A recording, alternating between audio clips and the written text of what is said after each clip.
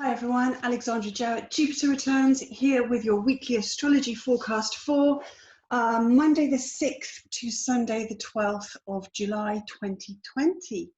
I hope you're all doing really well. That was quite an eclipse this weekend. Just to orient us into where we are right at this moment, we've just experienced the last eclipse of the current series of eclipses. We've unusually had 3 where we would ordinarily have 2 back to back.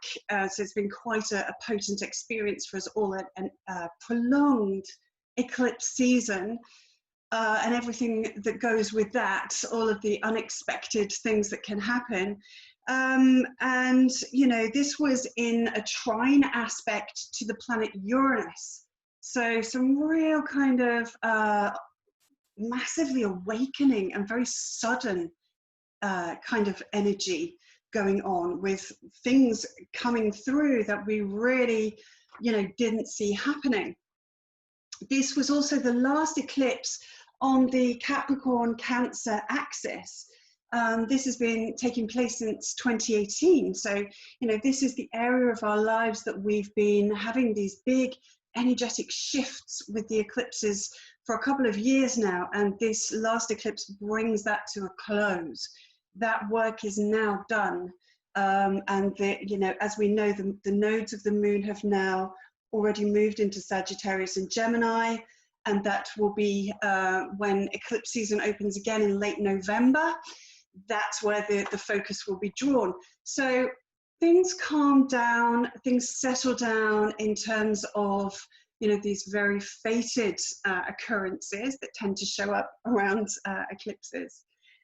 But it was nonetheless a very potent experience, and it's good to just acknowledge that for a moment and be with that and validate the experiences that it brought up, particularly throughout yesterday afternoon and evening, as we had the moon moving through the later degrees of Capricorn.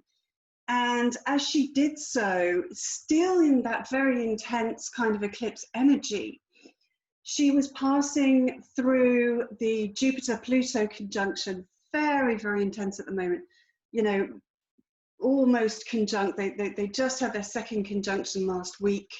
So very, very powerful. And then going through Saturn, connecting with Saturn, which can also be very difficult, very hard feelings to cope with. So it was very likely for many people to have been quite an intense weekend. So that's what we're coming off the back of. Today we have the moon in Aquarius.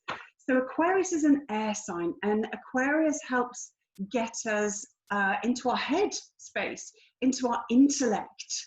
And therefore, you know, the air signs tend to be that little bit more objective about things, a little bit more emotionally detached about things, and therefore better able for us to start making sense of things without having all the heavy kind of feels.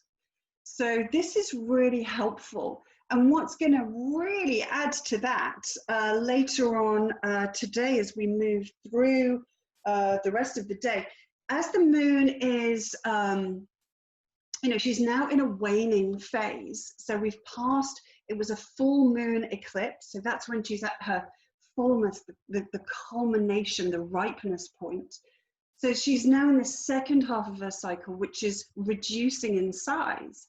And so we can capture this energy to help us integrate our experiences, integrate what we've had the experience of, and then we come to the point of deciding to make a change based on that experience, letting something go, you know, releasing something, being able to reduce the impact of something in our lives. And that's really going to be facilitated later on today, as we have a beautiful connection therefore with Venus being in fellow air sign Gemini at this point in time. Venus will be in supreme harmony, a trine aspect with the moon in Aquarius. So this is going to, even though we're in this kind of detached, objective energy, This is going to help us to understand and make better sense of a love situation or a financial situation, a connection that's come about during Venus retrograde. You know, the Venus retrograde season is not quite over yet. Although she is moving direct now, she's only just turned direct and she's in her post-shadow phase. So where situations in our contact with females, in our contact with our self-worth, in our field of relationships, romance, money, all of the things that Venus rules, we have this opportunity now to bring a little bit more objectivity to that situation and understand what needs to change as we now move into a whole new cycle with Venus.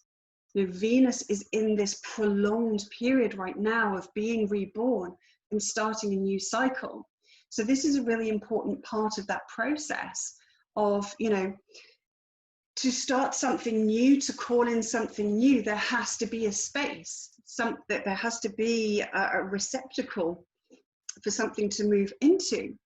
And so now we have to decide what needs to go in order for something better to come along. And this energy can help us understand, get some clarity about what we need to release, what we need to let go of, so that we can move into the space of greater love, greater self-worth, you know, acting on behalf of our best interests for the self, and in terms of our financial situation as well, or a situation involving important women in our life, and our creativity, you know, however it is that Venus is expressing herself for you, and that will depend on where Gemini sits in your chart as to how that's shown up and what planets you have in Gemini as well. So that's really helpful and supportive energy that's going to help us make sense of things, to integrate the experiences with the Venus retrograde. Okay. What we're building into as we move through the main kind of feature of this week, which is actually, compared to many recent weeks astrologically, is actually, there's only really one main theme, whereas lately we've been used to so many things going on. There's been so much busyness in the sky that we've kind of been pulled energetically in so many different directions. And this week, essentially, there's just one main feature that's going on in the background. Obviously, the moon is doing her thing on the surface level all the time. But what we're actually really building into is quite a challenging situation, really. If I remove the trine aspect there, what we are approaching then is a square aspect, and those who follow me and follow astrology will know that the square is very intense, and it's very tense energy. It's very provocative. It's really kind of, you know, poking sticks in us to try and provoke something to happen. It's a very dynamic aspect. It's not a soft, easy, flowing aspect like the trine between Venus and the moon. This is more in your face tension. So as many of you will know, as I talked about last week, Mars is now in his home sign of Aries, Mars the warrior, okay? And this is going to be an extended journey through the sign of Aries for the next 6 months, because Mars is going to retrograde here. And the tense aspect, which is going to be a real feature of this whole situation, is that he's creating now a square aspect to Mercury. As we know, we're in Mercury retrograde. So again, this is pulling us into repeat patterns, repeat themes, things that just keep showing up in our lives, people from the past, you know, all of these returning situations that are saying, this needs another look at, this needs a bit more work. So here we have a situation where we've got a Mercury retrograde, all right, in the sign of Cancer.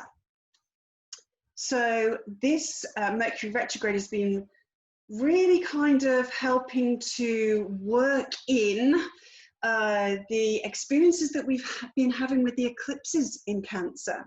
Now, what's been going on over the last 2 years, now we're bringing that to a close with these big shifts that have been happening in Cancer. And this draw, as it's been with the North Node, trying to pull us into an energy of greater emotional understanding, okay? The understanding of where there needs to be more space given to the sensitive emotional needs of people, whether that be in our very personal situations or as a collective. And in actual fact, for many, it's both. You know, we've had the South Node moving through Capricorn, which is all about the work, it's all about the material, it's all about the structure and the authority, and that's really disintegrating, that's being broken apart. And we're experiencing the need to have a greater level of understanding. And so this what I'm going to explain to you, as always, is the different potentialities that are on offer here. So if we're unconscious and we're not aware of these energies, as many people, the vast majority of people out there will be, then this can show up as aggression. The downside of the planets is more likely to play out when there's a tense aspect, all right? If it was a trine, it would be a whole different story, but it's not, it's a square. So what is the downside of Mars in Aries? Impulsivity, rashness, you know, taking action without thinking it through. So it's reactivity. It's like not being calm and cool and grounded and thinking about something before you do it. Or in this case, actually, with it being Mercury, say it. So this is going to lead to a great deal of potentially quite explosive conversations, lots of tension. Mars in Aries is going to fight for the self. It's going to fight for the ego, which actually is only a part of the self. But for a lot of people who aren't conscious, it's pretty much the entirety of the self. You know, if people aren't tapped into the higher self at this point in their journey through life, that is all there is, their ego. So Mars here is really going to defend that ego. It's going to protect that sense of self, come what may, whatever. And it's going to do it in a very heated way. You know, Mars is fire, and this is in a fire sign. This is like, woof, you know, explosive, volatile energy. Mars is also, you know, aggression. It wants to, you know, be the warrior or be the hero, and in its plus side. So it's sharpening, it's turning our words, communication, into knives. Okay. It's a war of words, it's conflict within communication, because when we look at the other side of the square, we have Mercury in retrograde. So, you know, that's creating the chaos that a Mercury retrograde creates, the confusion, the stimulation, and not really understanding or being able to communicate things quite as they really are. And in the sign of Cancer, Cancer is our core sensitivities, our core emotional needs, our core safety needs. So Mercury here is coming from a purely emotional space. It's not grounded at all. It's not sensible. It's not kind of in a space of using some more maturity. You know, it's kind of got an immature vibe here. So you can see what the potential is for some real heated emotional outbursts in our communications that really come from these very, very primal energies of my core security needs and my ego and my defense mechanisms. So we have to be very, very, very super aware of that potentiality within all of us, within ourselves, and just step in and observe yourself and say, "Whew, okay, hang on, I'm under this influence right now. I've taken a sip from the from the Mars square Mercury cup, and that's having its effect on me right now. So I need to steady myself and get a grip of myself and make sure that I'm not, you know, coming from that space. And we also need to hold space for the fact that, you know, people around us are going to be not able to do that because they're not conscious enough to be able to do that. So it's about choosing the accurate response and not just some outbursts, some reaction. If we're really working with this, what we can use with the stimulation and the provocation of this Mars square, which is actually all about taking action. The square aspect is very dynamic, as are the signs of Aries and Cancer. These are cardinal signs. These want to start something. They want to make something happen, all right? So this is very, very potent cardinal energy. And my thoughts around how we could use this in a better way, if we're engaged with trying to pull that through, is gaining a better understanding, using that Mercury retrograde, of processing mentally the understanding of our feelings and where we need to take action in our lives, okay, through the square and through the cardinality. Where do we need to take action in our lives to move forward in alignment with greater care, kindness, empathy, sensitivity, and the appreciation for the emotional security needs of ourselves and of other people? And I think that really is the key to this, what we can use this for as a force for good. You know, with every decision that we make, every single day, every decision we make is we're choosing, do we want to be a force for good or for ill? Do we want to be a force for love in the world or fear and harm? And so we can choose to channel this aspect that could be very challenging in this way. What are the actions that I need to take in my life to come from this Cancerian vibe more, to imbibe the qualities of Cancer that the world needs so much more of, understanding, you know, the emotional needs of the self, to feel safe and secure in the world, to feel loved, to feel cared for, you know, and a need for nourishment. And how can we show up for ourselves? You know, as I said in my Mars retrograde special video, we really need to focus on the self. Mars in Aries is about the self. This is saying, where are you going to take action to provide those things for yourself? You know, where are you going to show up as the hero for yourself, rather than constantly handing that responsibility to someone else?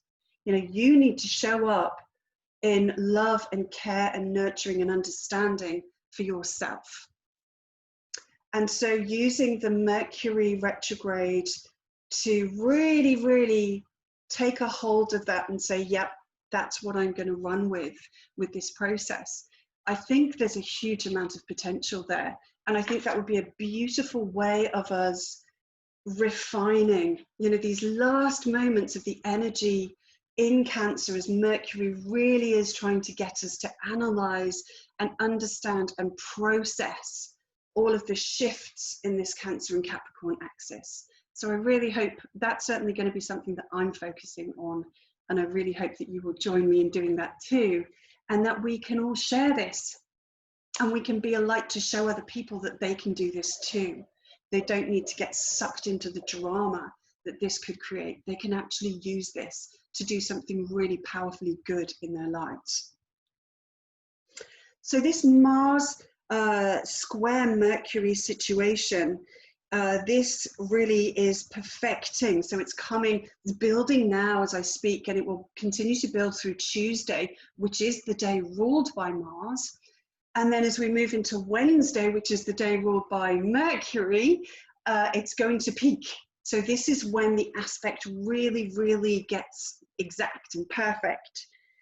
that is going to take place at 6 degrees of Aries and Cancer. So if you have any planets or angles around 6 degrees, well, I'd say anything between, let's say, I would say 0 and 12 degrees easily, or the first half of any of the cardinal signs. So Aries, Cancer, Libra, and Capricorn, you're most likely to feel this quite potently. So it perfects on Wednesday, July the 8th. And, you know, these guys are very strong as well, because as I say, Mars is on his home turf and Mercury is preparing to station direct. This is kind of the last moments of the Mercury retrograde. And what that means is that Mercury is closer to the Earth than at any other time in the cycle of Mercury, and therefore the influence on us is that bit stronger. So yeah, Wednesday is going to be a real key day to tap into that work and that that avenue that I've presented to you to be able to work with this energy. And it continues to be the dominant theme of the entire week as we process, as we go through the rest of the week. And we will have the moon moving through Pisces at that time, coming out of that more objective space with Aquarius and the air, the intellectualization process. Will also then go back into the feeling realm throughout the week as the moon moves through Pisces and goes past Neptune, and that will give us a more of a feeling aspect to all of this as well. So as we move into Saturday, what will happen then is the moon comes out of that very emotional space with Pisces and moves into Aries, and this is where there'll be another kind of flash point in this experience of Mars and Moon. Now the moon is here and she's shining a light on it as well, so she's emphasizing this even more, and the moon controls our emotions. So the moon is going to connect with this Cancer energy because she rules Cancer. So she's going to be tapping us in even more to what Mercury is up to, which is still this powerful square aspect to Mars. So we can expect that to build up. And what we also have at that time, therefore, is she's going to be applying to Chiron, as is Mars at this time. And that's something I'll continue to tap us into as we go into next week. But yeah, so we've got a combination of Moon, Mars, and Chiron. So let's just unpack that for a minute. We've got the emotions, our sensitivities, our emotional needs, our security needs with the moon. We've got Mars, which is very hot-headed, it's very cutting, it's very rash and impulsive, and it's very egoic and very defensive.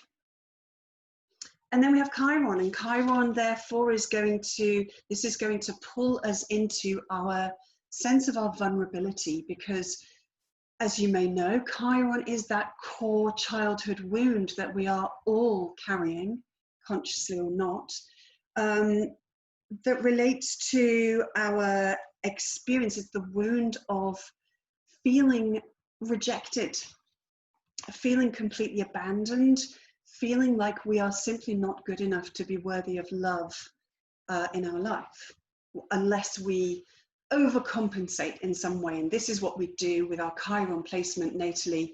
We overcompensate because of this inherent feeling of, I'm not lovable just as I am. You know, I will be rejected and abandoned if I am completely authentic to being myself. I have to try. I have to make people love me. And this is something that we all do throughout our lives, until we take responsibility for that wound and start to do some healing with it. So what's going to happen is that the moon and Mars here is going to quite profoundly and potentially quite unpleasantly, in quite a raw way, expose us and put us in touch with that wound once more. So what does that present us with the opportunity? Well, we can respond and react to others, other people in our communications coming from the pain of our wounds. We can project, which is exactly what the moon does. The moon is just a big projector in the sky. She doesn't create her own light. She's a reflector. She's reflecting the light of the sun to us. You know, that's not her light. So it's a projection. And there can be a projection into our conversations, therefore, into our interactions and into our mental processes, even just the way that we are thinking about things, let alone communicating, that's all about our pain and our wounding and our rejection and how I can't have that, you know, I don't want to have that pain. And we can project that onto other people as well. So we've really, really got to watch out for that. But as it's coming to the surface, as it's been washed up to the surface, we are then granted that opportunity, as we always are, to grab hold of that and do something with it. Cardinal energy, square aspect, take some decisive action. Okay? This is taking place just as Chiron is actually stationing retrograde, all right? So as we know, when a planet stations to go either direct or retrograde, we feel the effect even more. So we've got Chiron stationing to go retrograde and recover some ground. But on the flip side, the other end of this square, we have Mercury stationing direct, going the other way. So both of these guys are very, very, very present and very potent. So expect to experience this, essentially. Expect this to show up in some way, either in your own life or in the life of those around you and in the collective. So that's going to be a flashpoint, and that's going to be something that we really need to massively be in a space of awareness about ourselves. We need to be observing the self so that we can look at the pain that's coming up and then understand, okay, I didn't realize how much of that pain there is still in there, and I need to take responsibility for dealing with that now. Okay. As we move into Sunday then, off the back of this very potent experience, the moon continues her journey. So Chiron's now retrograde. The moon is continuing her journey through Aries. Mercury is now direct. So this is now some real forward momentum. And we get to the point in the lunar cycle, which is the last quarter square. So this is the crisis point that we have when the moon is at the exact halfway point between the new moon and the full moon, and the full moon and the new moon. So that midpoint, we have a square. And so it's that provocative aspect. And that says to us, okay, this is the last quarter square, the waning half of the moon. This is saying we've been shown something very, very powerfully at the full moon. Okay, we've now had the chance to integrate and pick it apart and understand the message that was contained within it. And we are now at the decision point of what we choose to let go of as we approach the new moon. We're coming into a new moon, and that new moon is where we start something new. So this last quarter square is saying, okay, how do I want to move forward in my life? What do I need to leave behind now? Having gone through this big process over the week with Mars and Mercury and Chiron, what am I ready? What have I got the balls, actually? Because Mars in Aries is about the hero. You know, this is the warrior. This is what have I got the balls to let go of, so that I can go forward in the right direction. Okay. Can I change? Basically, have I got it in me? Can I change, and am I committed to that change? All right. And then when we move into the new moon, that will take place a week later, we then have created the space for something new and beautiful and wonderful to move into that space. And the harder it is to let something go, the more powerfully something new can move in, okay? And it's really doing our work, and it's really sending a powerful message to the universe that says, you know, I'm channeling my Mars energy as the hero. You know, I'm not showing up as the egotistical, rash, impulsive dick, you know, because Mars and Aries can be really dickish behavior, you know. It's very egoic. It's very impulsive, and we all have Aries in our chart somewhere. We've all got this energy.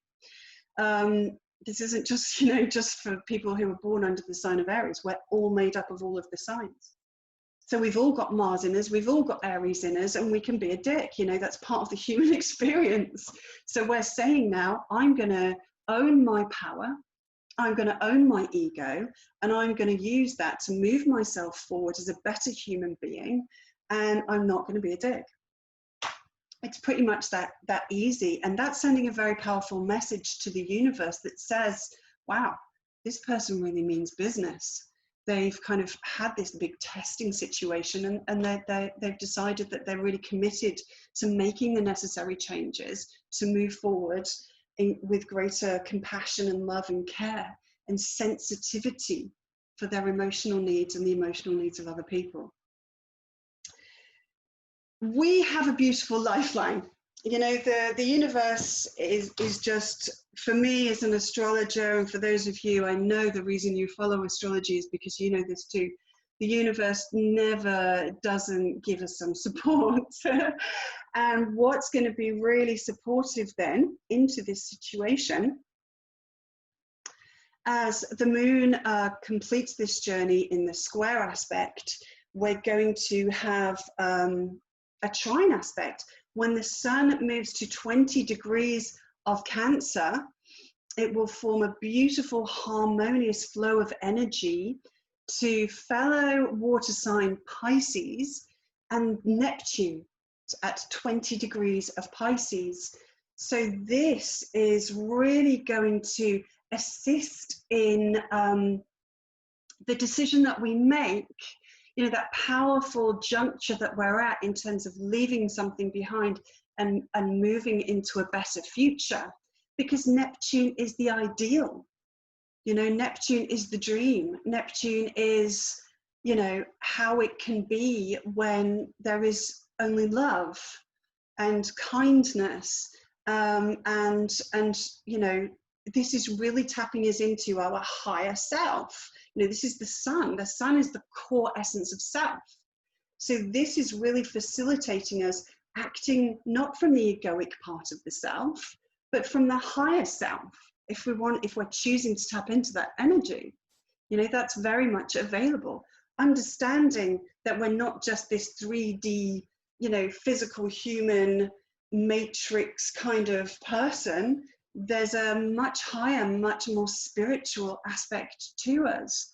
And that's the part that goes beyond this lifetime. You know, we're so caught up in the events of right now and what I want now and what's, you know, immediate and in this particular lifetime. And we forget that we are souls, we are spirit. And the choices that we make and the decisions that we make have very karmic influences and imports, and will carry beyond this lifetime into the spiritual realm.